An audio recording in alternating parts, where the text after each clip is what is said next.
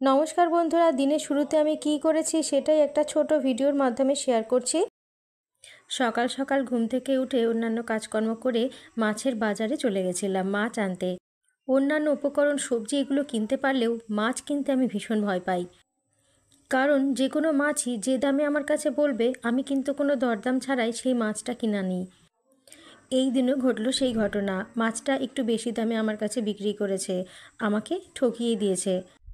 প্রথমে বাটা মাছ নিয়েছি, ওটা 250 টাকা কেজি বলেছিল, আমি হাফ কেজি নিয়েছি।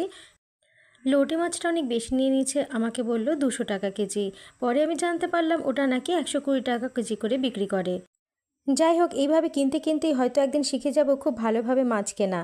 শেয়ার করছি কারার রেসিপি। আমি জল নিয়ে নিয়েছি, এর মধ্যে ছোটো চামচের 1 চামচ জিরে দিয়েছি, অল্প একটু আদা থেতো করে দিয়েছি। জলের পরিমাণ অনেকটাই নেওয়া যেতে পারে, এটা আপনি আপনার ইচ্ছা মতনই নিতে পারেন। এই কাড়াটা যারা রোগা হতে চায় তারা সকালবেলা খেতে পারে। যাদের পিসিওডি আছে, অন্যান্য রকম সমস্যা আছে, তারা কিন্তু প্রত্যেক দিন 3 বার করে খেতে পারে। আবার অনেকেই খাবার যদি বেশি খেয়ে ফেলেন অথবা রিচ খাবার খেয়ে ফেলেন, তারপরে কিন্তু 1 কাপ বানিয়ে খেতে পারেন, খুব উপকারী এটা। করোনার সময় আমরা সবাই খেয়েছিলাম, কিন্তু করোনার পরে এটা খেতে ভুলে গেছি। কিন্তু যে কোনো সময় যে কোনো ধরনের মরশুমে এটা খাওয়া যেতে পারে, বিশেষ করে যখন ঠান্ডা লেগেছে তখনও কিন্তু আমি খেয়ে থাকি। আর এক কথায় এটা খেতে আমার ভীষণ ভালো লাগে।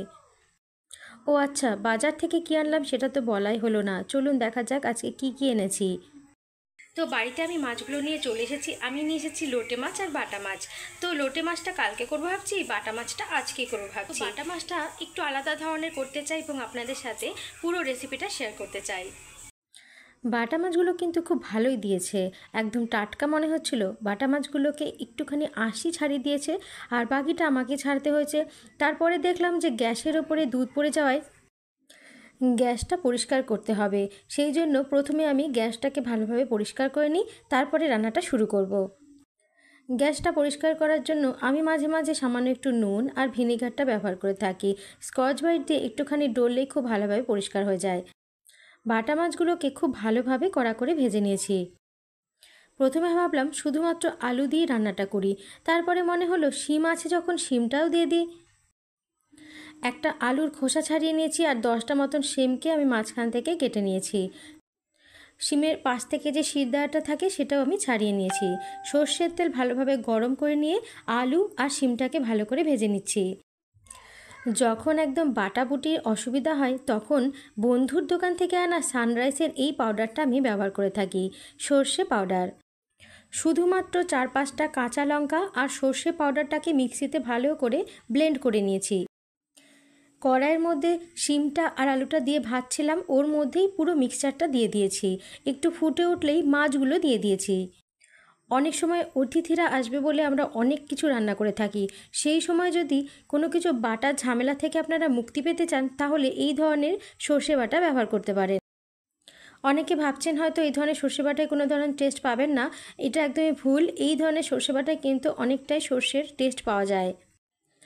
চেরা কাঁচা লঙ্কা আর সর্ষের তেল ওপর থেকে একটু ছড়িয়ে দিতে পারেন, আমি কাঁচা লঙ্কা ছড়িয়ে দিয়েছি। এরপরে আরও একটা রান্না চট করে শেয়ার করে দিচ্ছি। কড়াইয়ের মধ্যে সর্ষের তেল বা সাদা তেল গরম করে নেবেন। একটা পেঁয়াজ কুচি করে ভেজে নেবেন এবং তার মধ্যে বেগুনকে ডুমো ডুমো করে ছোট্ট করে কেটে ভেজে নেবেন। আমি একই সাথে একটা পাশে সাইড করে নিয়ে চিংড়ি মাছগুলোকে ভেজে নিয়েছি। এর মধ্যে দিয়ে দিতে হবে নুন, কাঁচা লঙ্কা আর টমেটো কুচি।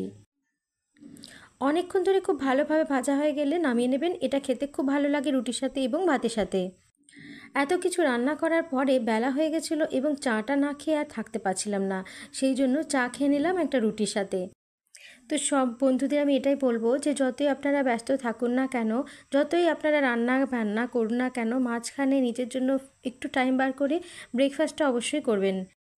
সকালে যদি আমরা কিছু খেয়ে নিই, সারা দিনটা কিন্তু আমরা কাজের মধ্যে ব্যস্ততার মধ্যে কাটাতে পারি। আর সকালে যদি ব্রেকফাস্টটা স্কিপ করে দিই তাহলে সারা দিনটাই দুর্বলভাবে কাটে। তো এই রেসিপিটা যদি আপনাদের কাছে একটু নতুনত্ব লাগে তো অবশ্যই একবার বাড়িতে বানিয়ে ট্রাই করবেন। আশা করি ভালো লাগলো। সকলেই ভালো থাকবেন।